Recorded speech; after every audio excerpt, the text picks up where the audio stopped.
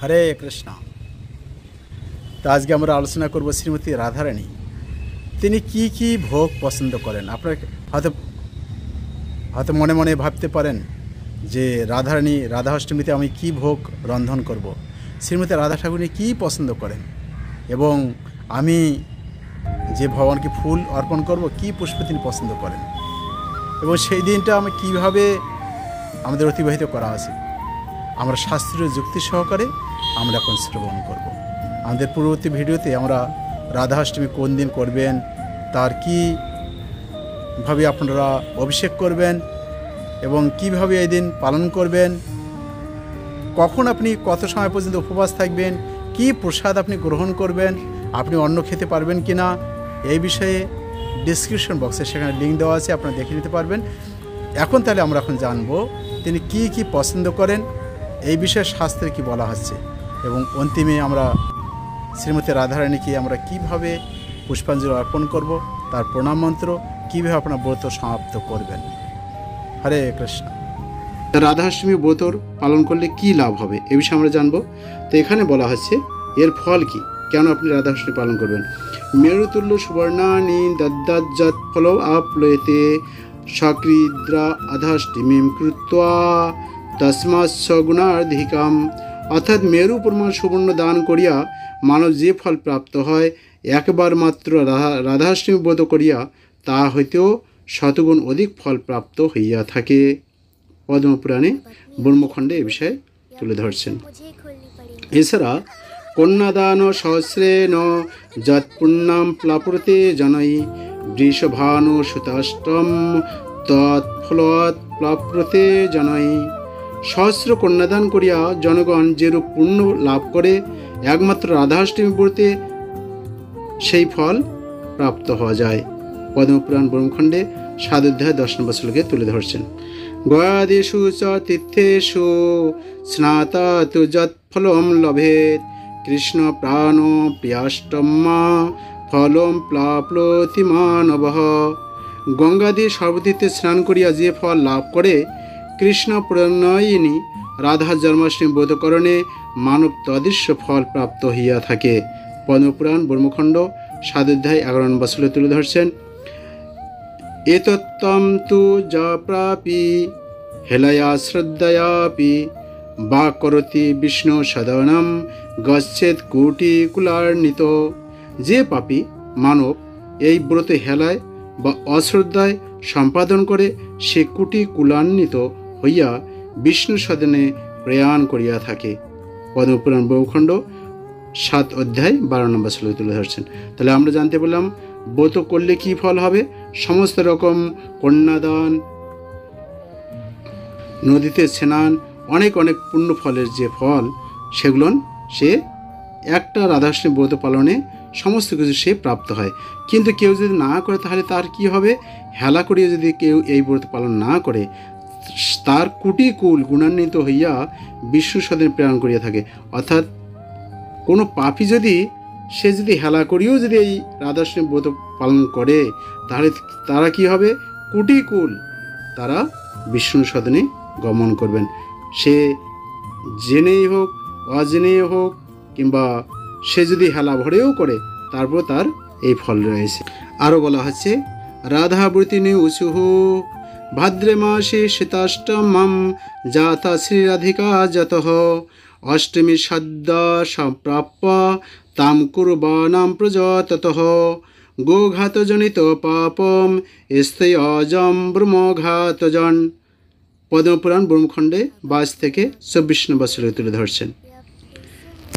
পরস্ত্রী হর্ণার্চৈব তথা চ গুরুত অল্পজম বিশ্বাসঘাতজম চৈব স্ত্রী হত্যাজনিত ততঃ এতানি নাশয়াতেষু কীতজা ষষ্ঠমী নৃণাম। পদ্মপুরাণ ব্রহ্মখণ্ড তুলে ধরছেন যে রাধা ব্রতীগণ কহিলেন, ভাদ্র মাসে শুক্লাষ্টমীতে শ্রী রাধিকা জন্মগ্রহণ করেন না, অদ্য সেই অষ্টমী তিথি উপস্থিত হয়, তাই সাদরে আমরা সেই অষ্টমী ব্রতের অনুষ্ঠান করিতেছি। এই অষ্টমী ব্রত করলে নরগণের গোহত্যা, ব্রহ্মহত্যা, চুরি, পরস্ত্রী হরণ, গুরুত্ব ঘাতকতা ও স্ত্রী হত্যা জনিত পাপ বিনষ্ট হইয়া থাকে। তাহলে আমরা জানতে পারলাম শ্রীমতী রাধারানীর এই মাহাত্ম্য। যদি কেউ যদি রাধাষ্টমী ব্রত পালন করে তার কি মাহাত্ম্য, না করলে তার কি শাস্তি হয়। রাধাষ্টমী ব্রতম তাত জনা কুর্যার্চমূরধি নরকাকার্ণী নিষ্কৃতি নাস্তি কোটি কল্প শতই অপি। হে তাত, যে সকল মূঢ় বুদ্ধি মানুষ রাধাষ্টমী ব্রত পালন করবে না, শতকোটি কল্প সেই সকল মানুষের নিষ্কৃতি ঘটবে না। পদ্মপুরাণ ব্রহ্মখণ্ড 7 অধ্যায় 31 নম্বর শ্লোকে তুলে ধরছেন। এছাড়া কি অর্ষে জানা কুর্বন্তি ব্রত মেতর্ষু প্রদম রাধা বিষ্ণু তো প্রীতিকরম সর্বপাপ প্রণাশনম অন্তে যম পুরীম গত্তা পতন্তি নরকে শিরম কদাচিৎ জন্ম চাষ পৃথিবাম বিধবা ধ্রুবম। 32 এবং 33 নম্বর শ্লোকে বলছেন, যে সকল নারীরা রাধাকৃষ্ণের প্রীতিকর সর্বপাপ হরণকারী এই ব্রত পালন করে না, তারা নরক গমন করেন এবং পৃথিবীতে জন্মের পরে কদাচিৎ মনুষ্য জন্ম প্রাপ্ত হলেও বিধবা হয়ে জীবন অতিবাহিত করতে হয়। 32 এবং 33 নম্বর শ্লোকে তুলে ধরছেন। তাই আপনারা সকলে সঠিক নিয়ম সঠিকভাবে এই রাধাষ্টমী ব্রত পালন করুন এবং রাধা মাধবের বিশেষ কৃপা আশীর্বাদ লাভ করে মানব জীবনকে ধন্য করুন। তা আমরা জানতে পারলাম যে যারা শক্ত রয়েছে, যাদের শরীর ভালো রয়েছে, স্বাস্থ্য ভালো আছে, তারা পূর্ণাঙ্গ দিন করবেন। আর নচেৎ সবাই আপনারা হাফ দিন পালন করবেন। হাফ দিন ভালো করে অনুষ্ঠান করে, অর্থাৎ রাধাকৃষ্ণকে সুন্দরভাবে, ভগবান শ্রীকৃষ্ণ রাধারানী সাজতে পছন্দ করেন, ভগবানকে এদিন সুন্দর করে সাজাবেন, ভগবানকে পূজা অর্পণ আপনারা করবেন, পার্থিবকে অভিষেক করতে পারেন। যদি আপনাদের কাছে যদি বিগ্রহ থাকে, সুন্দর করে আপনারা পঞ্চ উপাচারে, ষোড়শ উপাচারে কিংবা দুধ, দই, ঘি, মধু, চিনি, বিভিন্ন রকম ফলের জুস করে রাধাকৃষ্ণকে অভিষেক করাবেন। তারপর সুন্দর বস্ত্র পরাবেন এবং ভোগ অর্পণ করবেন, বিবিধ ভোগ অর্পণ করে তারপর সবাই পুষ্পাঞ্জলি অর্পণ করবেন। পুষ্পাঞ্জলি যখন আপনারা দেবেন, অবশ্যই গুরুদেবকে প্রণাম করে 3 বার রাধাকৃষ্ণের প্রণাম মন্ত্র উচ্চারণ করবেন।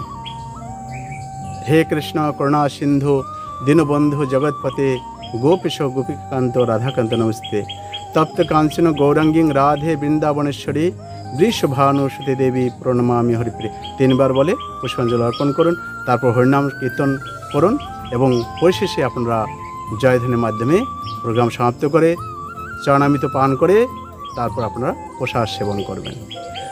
তো এখন আসুন আমরা জেনে নেই শ্রীমতী রাধারানী তিনি কি কি পছন্দ করেন। জানব রাধারানী কি কি ফুল এবং কি ভোগ পছন্দ করেন। শ্রীমতী রাধারানী আমরা জানি তিনি আছেন অর্থাৎ নীল বসন পরিধান করেন। রমণী শিরোমণি বিশ্বভানু নন্দিনী নীল বসন পরিধানা, অর্থাৎ তিনি নীল বসন পরিধান করেন।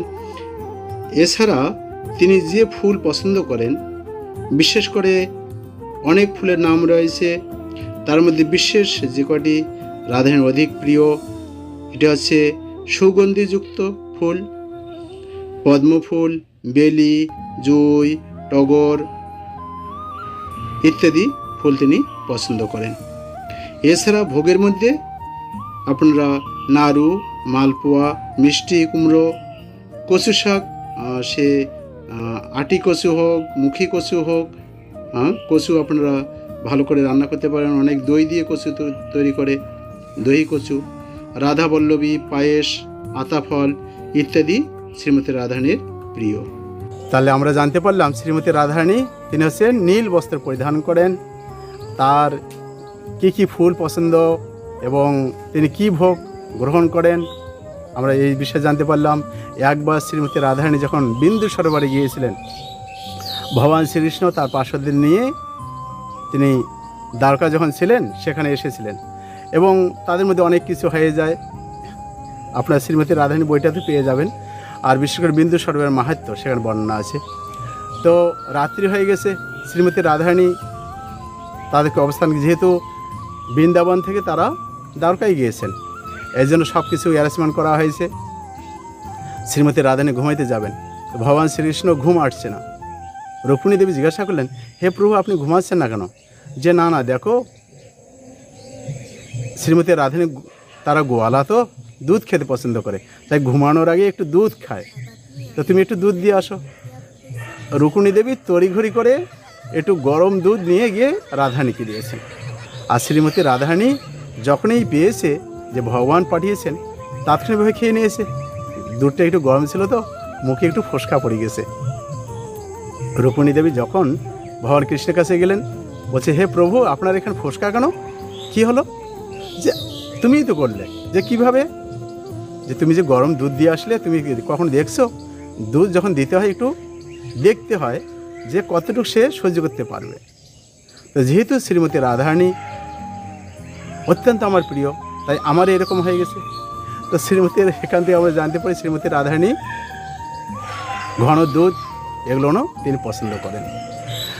তাহলে আপনারা বাড়িতে সুন্দরভাবে এই প্রোগ্রাম অনুষ্ঠান করবেন এবং যথারীতিভাবে এই দিন বিশেষ করে শ্রী রাধারানীর মহিমা আমরা অনেক সময় হয়তো ভাবতে পারি শ্রীমতী রাধারানীর নাম তো শাস্ত্রে নেই, ভাগবতে নেই, কিংবা অন্য অন্য শাস্ত্রে নেই, হরিভক্তি বিলাসে নেই, কেন আমরা রাধারানীকে উপাসনা করব? ডিসক্রিপশন বক্সে সেখানে লিঙ্ক দেওয়া আছে শ্রীমতী রাধারানীর কোথায় কোন কোন শাস্ত্রে তার বর্ণনা রয়েছে। শ্রীমতী রাধারানীর বিভিন্ন শাস্ত্রে তার বিষয়ে বর্ণনা রয়েছে। ডিসক্রিপশন বক্সে সেই লিঙ্ক দেওয়া আছে, আপনি দেখে নেবেন। এবং আপনারা কীভাবে, তাহলে আমরা কীভাবে এই অনুষ্ঠান করব, এই দিন অবশ্যই কমপক্ষে ভাগবত গ্রন্থ অধ্যয়ন করবেন। বিশেষ করে রাধাকৃষ্ণের লীলা, বৃন্দাবন লীলা, দশম স্কন্ধ আর শ্রীমতী রাধারানীর বিষয়, রাধারানীর সহস্রনাম পাঠ করতে পারেন। রাধারানীর শতনাম রয়েছে, ডিসক্রিপশন বক্সে সেখানে লিঙ্ক দেওয়া আছে, আপনারা সেটা পড়তে পারেন। এছাড়া এই দিনে অধিক সংখ্যক হরিনাম জপ, কারো সমালোচনা করবেন না, নিন্দামন্দা করবেন না। আর যদি কারো সমালোচনা বা নিন্দামন্দা করেন, ও আমি বড় ভক্ত হয়ে গেছি, ও তো ছোটো ভক্ত, তাহলে বৈষ্ণব অপরাধ হবে। আর বৈষ্ণব অপরাধ হচ্ছে ভক্তিকে নির্মূল করিয়ে দেয়। হ্যাঁ, এমন না। এই জন্য কারো সমালোচনা, কোনো দোষ কীর্তন করবেন না, অত্যন্ত সংযতভাবে বেশ করে অধিক সংখ্যক হরিনাম করবেন এবং রাধারানীর গুণকীর্তন করবেন। প্রাথমিক রাধারানীর অষ্টকম যে রয়েছে, রাধিকা সদইন্দু নিন্দুমুখ, রাধিকা অষ্টকম, রাধারানীর সহস্রনাম, শতনাম, এগুলো আপনারা পাঠ করবেন। ধন্যবাদ সবাইকে। হরে কৃষ্ণ।